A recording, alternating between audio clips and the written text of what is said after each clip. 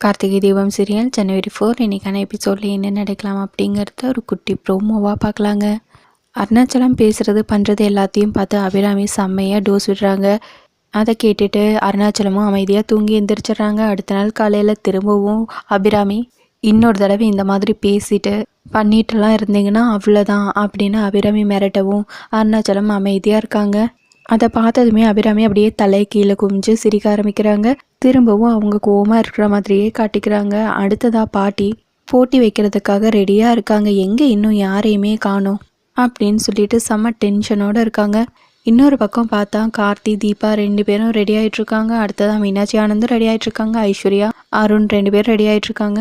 அதுக்கப்புறம் ஒவ்வொருத்தராக வரவும் என்ன இது போட்டி இருக்குன்னு தெரியும்ல, அப்புறம் என்ன எல்லாரும் இவ்வளோ லேட்டாக வரீங்க, சரி எல்லாரும் வாங்க அப்படின்னு சொல்லிட்டு ஒரு இடத்துல எல்லாரையும் அசம்பிள் பண்ணுறாங்க. போன வாட்டி போட்டி வச்சப்போ என் பேரனுங்க எல்லாருமே அவங்கவுங்க ஒய்ஃபை கண்டுபிடிக்கிற மாதிரியான போட்டி வச்சேன். அதே மாதிரி இந்த வாட்டி மனைவிமார்களுக்கு தான் டாஸ்க்கு. என்னோட பேரனுங்க எல்லாருமே எந்தெந்த சுச்சுவேஷனில் எப்படி எப்படி பேசுவாங்க, எப்படி நடந்துப்பாங்க அப்படிங்கிறத நீங்கள் 3 பேரும் நடித்து காட்டணும். அதுதான் போட்டி அப்படின்னு பாட்டி சொல்லவும் ஃபஸ்ட்டு பாட்டி ஐஸ்வர்யாவை கூப்பிடுறாங்க. ஐஸ்வர்யா வந்து அப்படியே சைலண்ட்டாக நிற்கிறாங்க. இந்த மனுஷன் எப்பவுமே இப்படி தானே இருப்பார் அப்படின்னு யோசிச்சுக்கிட்டே நின்றுட்டுருக்காங்க. ஐஸ்வர்யா என்ன பண்ணிகிட்ருக்க, நடிக்க சொன்னால் அமைதியாக நிற்கிற அப்படின்னு கேட்கவும் உங்கள் பேரன் எப்பவுமே இப்படி தான் இருக்கார், அவர் எல்லாத்துக்குமே அமைதியாக தான் இருப்பார் அப்படின்னு ஐஸ்வர்யா சொல்லவும் சரிம்மா ஐஸ்வர்யா நீ போய் உட்காரு அப்படின்னு பாட்டி சொல்லவும் ஐஸ்வர்யா அருண்கிட்ட போய் உட்காராங்க.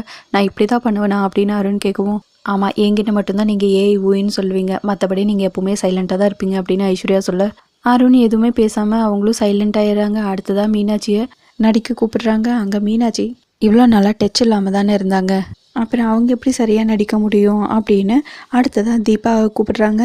இங்கேருந்து கிளம்புறதுக்குள்ளே எப்படியாவது தீபாவையும் கார்த்தியும் ஒன்று சேர்த்துடணும் அப்படின்னு பாட்டி ஒரு மைண்ட் செட் வச்சுருக்காங்க. அதை அப்படியே ஆடியோ பாதத்துக்கிட்டே சொல்கிறாங்க. எப்படி கார்த்திக் சார் மாதிரியே நடிக்கிறது அப்படின்னு சொல்லிட்டு ரொம்பவே யோசிச்சு தீபா வந்து நடிக்க ஆரம்பிக்கிறாங்க. கார்த்திக் மாதிரியே கார்த்தியை எப்படியெல்லாம் தீபா கிட்டே பேசுவாங்களோ அதே மாதிரி பேசுகிறாங்க. ஹேர் ஸ்டைல் பண்ணுறது, அப்புறம் காலரை தூக்கி விடுறது, பாக்கெட்டில் கை விடுறது, இந்த மாதிரி பண்ணிக்கிட்டே அப்படியே கார்த்தி எப்படியெல்லாம் டைலாக் பேசுவார். எத்தனா பிரச்சனைனா பார்த்துக்கலாம், எல்லாத்தையும் நான் பார்த்துக்கிறேன் அப்படின்னு கார்த்தியோட ஸ்டைல்லே சொல்லி முடிக்கிறாங்க தீபா. அது எல்லாத்தையும் பார்த்து மொத்த பேரும் ரொம்பவே ஹாப்பியாக இருக்காங்க. ஐஸ்வர்யா அபிராமி 2 பேர்த்த தவிர கார்த்தி அப்படியே அசந்து போய் பார்க்குறாங்க தீபாவையே. கார்த்தியை இந்த அளவுக்கு நான் கூட நோட் பண்ணதில்லை, இவன் இந்த அளவுக்கு கவனிச்சிருக்கலாம் அப்படின்னு அபிராமி ஒரு பக்கம் யோசிச்சுட்டு இருக்காங்க. பரவாயில்லையே தீபா, என்ன மாதிரி நீங்கள் இந்த அளவுக்கு இமிடேட் பண்ணி பண்ணுவீங்களா அப்படின்னு கார்த்தியும் யோசிச்சுட்டு இருக்காங்க.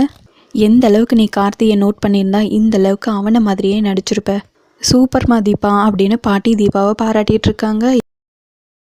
அதோட ப்ரோமோவையும் முடிச்சிருக்காங்க. அடுத்து என்ன நடக்கலாம் அப்படிங்கிறத வரக்கூடிய எபிசோடில் பார்க்கலாங்க. ஸ்டோரியை எப்படி கொண்டு போகிறதுனே தெரியாமல் அப்படியே கொலாப்ஸ் பண்ணி கொண்டு போயிட்டுருக்காங்க அப்படிங்கிறத நீங்களும் என்ன மாதிரி யோசிச்சிங்கன்னா மறக்காமல் கீழே கமெண்ட் பண்ணுங்கள். உங்களுக்கு இந்த வீடியோ பிடிச்சிருந்தா லைக் அண்ட் சப்ஸ்கிரைப் பண்ணி நம்ம சேனல் சப்போர்ட் பண்ணுங்கள். தேங்க்யூ.